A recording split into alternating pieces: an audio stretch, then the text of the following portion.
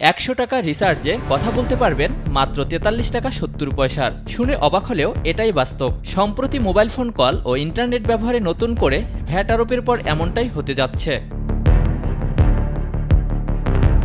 ১০০ টাকা রিচার্জ করলে আপনাকে ভ্যাট গুনতে হবে ৫৬ টাকা ৩০ পয়সা। ৬ মাসের ব্যবধানে দ্বিতীয় দফায় বাড়ানো হলো মোবাইল ফোনের কল রেট। গত ৯ তারিখ রাত ৮:৩০টার পর থেকে কার্যকর হয়ে গেছে বাড়তি এই নতুন কল রেট। এখন গ্রাহকরা ১০০ টাকা রিচার্জ করলে সরকার পাবে ৫৬ টাকা ৩০ পয়সা। অপারেটররা বলছেন, পৃথিবীর আর কোনো দেশে মোবাইল সেবার উপর এত ট্যাক্স রাখা হয় না। সামনের বাজেটে বিষয়টি বিবেচনার আবেদন রাখেন তারা। ২০২৪-২৫ অর্থবছরে বাজেটের সবথেকে আলোচিত বিষয় ছিল মোবাইল সেবার উপর অস্বাভাবিক কর আরোপ। তখন এই সেবায় সম্পূরক শুল্ক ১৫% থেকে বাড়িয়ে ২০% করা হয়। ফলে একজন গ্রাহক ১০০ টাকা রিচার্জ করলে সরকারের কাছে চলে যেত ৫৪ টাকা।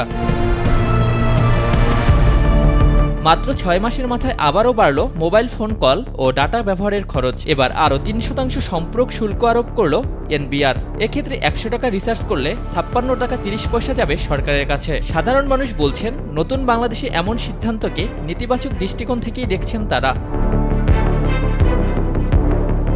অপারেটররা বলছেন, গেল ৪ মাস ধরে ধারাবাহিকভাবে কমছে দেশের সবকটি মোবাইল ফোন গ্রাহকের সংখ্যা, কমছে লভ্যাংশ। এমনকি মোবাইল ইন্টারনেট গ্রাহকও কমতে শুরু করেছে। এই বাস্তবতায় মোবাইল কোম্পানিগুলো আরও গ্রাহক হারাবে।